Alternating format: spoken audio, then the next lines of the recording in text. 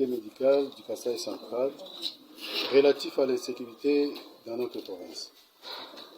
Adressé à son Excellence, Monsieur le gouverneur de province, Excellence, Monsieur le gouverneur, la communauté médicale du Kasaï central, à travers les différents corps constitués, le Conseil provincial de l'ordre des médecins, le Bureau exécutif provincial du syndicat national des médecins, le Bureau exécutif provincial du syndicat des médecins de la République du Congo, l'Ordre national des infirmiers du Congo, l'ONIC en sigle, se fait le devoir de venir auprès de votre haute personnalité déposer son mémorandum dont l'objet en marche. Excellence, le médecin ayant prêté le serment d'Hippocrate n'a pas besoin de race ni de religion dans l'exercice de son art de guérir.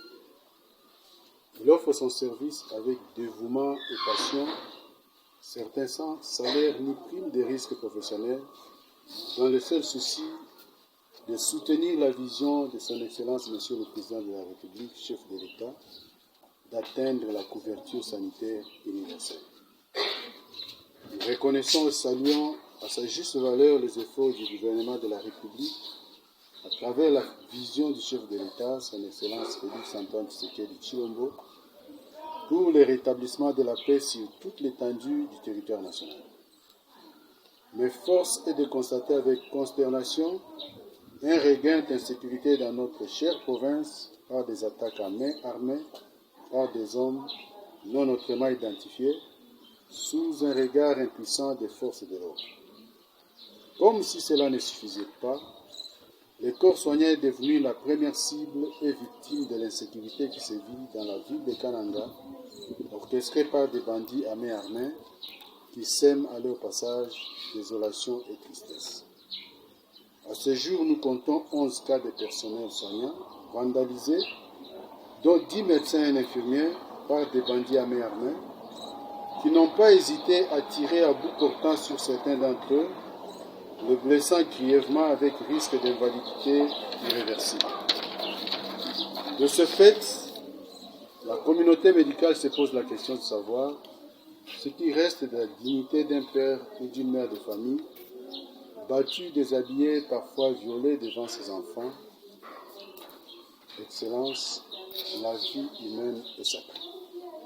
L'État a l'obligation de la respecter et de la protéger, et par conséquent, nous déplorons vivement et condamnons avec la dernière énergie les actes d'atrocité et de barbarie commis par ces malfrats, visant le personnel soignant et en particulier les médecins et leurs familles.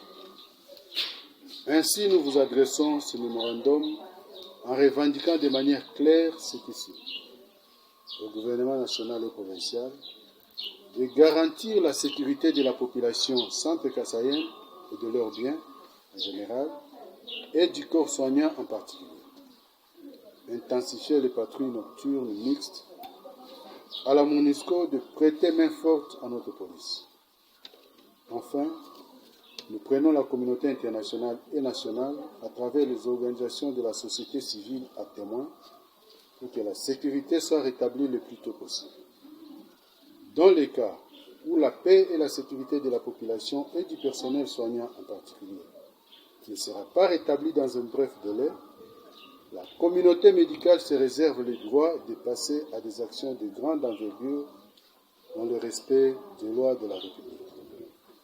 Fait à Kananga, le 22 décembre 2020, pour la communauté médicale du Kasaï central, le COPROM, Dr Lévis Kalombo, président, Dr Clément Moulumba, secrétaire adjoint.